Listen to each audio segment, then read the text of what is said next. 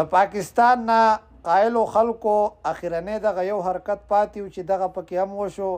ډېر د شرم مقام دی او ډېر د افسوس مقام دی چې د ملک د یو مقبول ترین لیډر د خور څخه دا حرکت او په هغې باندې داسې ګزارونه دا ټول پاکستان خلکو له د شرم یو مقام دی. که څوک د سیاست څخه تعلق ساتي، څوک وایي چې زه سیاستدان یم، دا که د هرې پارټۍ څخه دی، نو که دا وخت نن په عمران خان دی، دا بېعزتي چې د عمران خان کېږي د عمران خان د خویندو نه، دا د ټول قوم بېعزتي ده، دا د ټولو سیاستدانانو بېعزتي ده،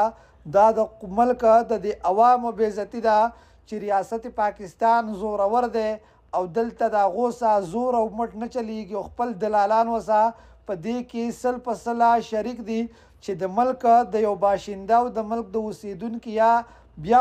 د ملک د اوسیدونکي خلکو خو هسې هم قدر عزت نشته. خو خبره دې ته راورسېده چې د عمران خان څخه د خلکو سیاسي اختلافاتو په ځای باندې ذاتي اختلافات شروع کړه، د هغه څومره بېعزتیانې وشوې، په هغه څومره شرمنګي وشوه او نن پکې دا حرکت پاتې و چې هغه په جیل کې بندي پروت دی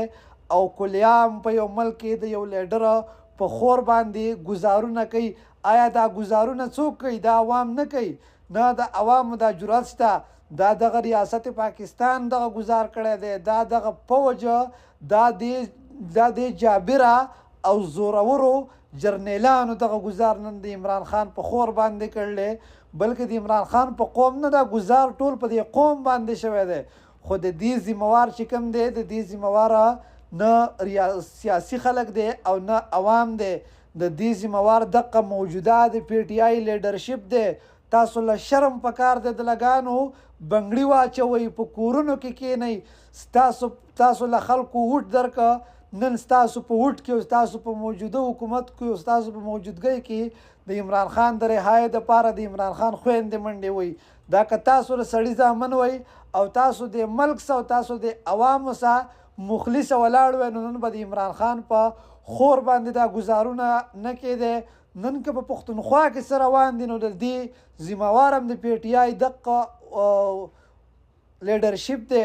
دا ګزارونه په موږ باندې خپل خلک کوي، د ریاست دومره جرأت نشته. دا خو دلته په کرسۍ باندې ناست یو څوکیدار دی او څوکیدار له دغه ریاستي خلکو او دغه خپلو خلکو دغو عوامو دومره قوت او طاقت ورکړه چې هغه نن راځي کلیام ګزارۍ کوي او بیا د غل پته نه لګي چې سړی ګرفتار شي. ډېر د شرم مقام دی، ډېر د افسوس مقام دی او ډېر بې غیرته خلک یو.